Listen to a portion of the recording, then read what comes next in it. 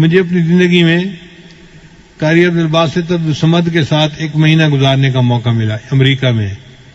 وہ قرآن مجید کی تلاوت کرتے تھے اور میں کبھی اردو کبھی انگلش اس سے متعلقہ کچھ بیان کر دیتا تھا. مجھ سے بہت محبت کرتے تھے. وہ میرا نام نہیں لیتے تھے, انہوں نے میرا نام رکھا ہوا تھا رجل صالح. ہمیشہ پوچھتے تھے این رجل صالح.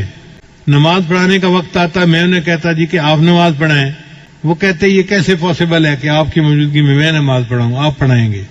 تو میں تو قرات نہیں جانتا صحیح طرح, لیکن بہرحال وہ میری غلطیوں پہ صبر کر لیتے تھے اور میں نماز پڑھا دیتا تھا. ان کے اندر میں نے ایک خوبی دیکھی, ہر وقت قرآن کی تلاوت کرتے رہتے تھے, ہر وقت. یعنی ہم لوگ تو رمضان میں وقت کا خیال کرتے ہیں نا کہ جی قرآن پڑھیں فارغ نہ بیٹھیں. ان کی پوری زندگی کا یہ معمول تھا. ہم نے اندازہ لگایا کہ وہ شاید ایک قرآن مجید روزانہ پڑھنے کے عادی تھے. ان کے بیٹے سے ہم نے پوچھا, اس نے کہا جی ابو تو ہر وقت بیٹھے قرآن پڑھ رہے ہوتے ہیں, امی کوئی بات پوچھتی ہے تو وہ تلاوت کو ایک جگہ روک کر جواب دیتے ہیں, پھر پڑھنا شروع کر دیتے ہیں. امی کہتی ہے ان سے تو بات کرنے کا مزہ ہی نہیں ہے, جواب ہی نہیں دیتے صحیح طریقہ سے. اور ان سے پوچھیں تو وہ کہتے ہیں بھائی میں اللہ کا قرآن پڑھ رہا ہوں, مجھے باتیں کرنے کی ضرورت ہی کیا ہے, مجھے کوئی ضرورت نہیں باتیں کرنے کی. ہم دن رات کے کسی بھی حصے میں جب گئے ان کو ملنے کے لیے, ہم نے دیکھا کہ وہ بیٹھے قرآن پڑھ رہے ہیں. میں نے اپنی زندگی میں اتنا قرآن پاک پڑھتے بہت کم لوگوں کو دیکھا ہوگا.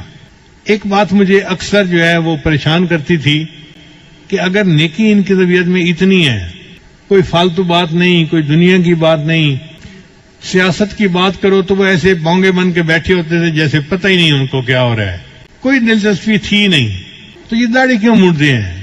تو بعد میں انہوں نے کہا کہ علماء جو مصر کے ہیں ان کو ایک علمی مغالطہ ہے, وہ داڑھی کو سنت نہیں سمجھتے یا واجب نہیں سمجھتے جس طرح ہم سمجھتے ہیں. وہ سمجھتے ہیں کہ داڑھی اس لیے رکھی جاتی ہے کہ مرد اور عورت کے درمیان فرق ہو سکے, دیکھنے سے پتہ چلے یہ مرد ہے اور جس کی داڑھی نہیں یہ عورت ہے. چنانچہ مصر کے علماء کو آپ دیکھیں گے تو داڑھی اور مونچھ اکٹھی کبھی نہیں مونڈیں گے. کوئی عالم آپ کو ایسا نہیں ملے گا جو مونچھ بھی مونڈتا ہو اور داڑھی بھی مونڈتا ہو. وہ داڑھی مونڈیں گے تو مونچھ ضرور رکھیں گے, اور وہ کہتے ہیں کہ جی مونچھوں کے رکھنے سے پتہ چل جاتا ہے یہ عورت نہیں ہے, تو داڑھی کا مقصد پورا ہو گیا. شاید یہی مغالطہ علامہ اقبال کو بھی لگا ہوگا, ورنہ اس کے اندر تو ایمان بہت مضبوط تھا, لیکن داڑھی جو شیو کرتا تھا وہ اسی علمی مغالطے کی وجہ سے کرتا ہوگا. اس لیے مصر میں جو مفتی اعظم ہوتا ہے وہ بھی داڑھی منڈا ہوتا ہے. تو یہ علمی مغالطہ ہے جو ان علماء کو لگا. ہمارے علماء کو اللہ تعالیٰ نے اس میں بہت صحیح جگہ پر پہنچایا, اور انہوں نے لکھا کہ داڑھی رکھنا تو واجب ہے, البتہ ایک مٹھ تک اس کو بڑھانا یہ سنت ہے, اور صحیح مسئلہ بھی یہی ہے. تو بہرحال ان کی ہم نے قرات مختلف موقعوں پہ سنی. ایک دفعہ ہم نے ایک جگہ کھانا کھایا تو ایک ہمارے دوست تھے, وہ قاری صاحب کو کہنے لگے کہ آج سورہ الرحمن کی تلاوت سنائیں. ہمیں برا لگا کہ لوگ ایسے ہی فرمائشیں کر دیتے ہیں, پتہ نہیں دوسرے کی طبیعت بحال ہے یا نہیں, فریش ہونا بھی تو ضروری ہوتا ہے نا. لیکن قاری صاحب سنبھل کے بیٹھ گئے اور انہوں نے سورہ الرحمن کی تلاوت کی اور دل خوش ہو گیا. کیا اللہ نے ان کو آواز عطا کی تھی. ہم تو پاس بیٹھ کے سنتے تھے نا, ایسے جو آپ کیسٹوں میں سنتے ہیں وہ ہم پریکٹیکلی ان کے پاس بیٹھ کے سنتے تھے. تو میں اللہ کے نعمت پہ حیران ہوتا تھا, یا اللہ آپ نے ان کو کیسی مترنم آواز دی ہے, کیسا گلا دیا ہے جو قرآن مجید کو اتنا خوبصورت طریقے سے پڑھتا ہے.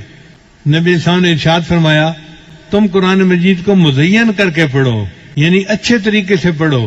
واقعی انہوں نے حق ادا کر دیا, قرآن مجید پڑھتے تھے دل خوش ہو جاتا.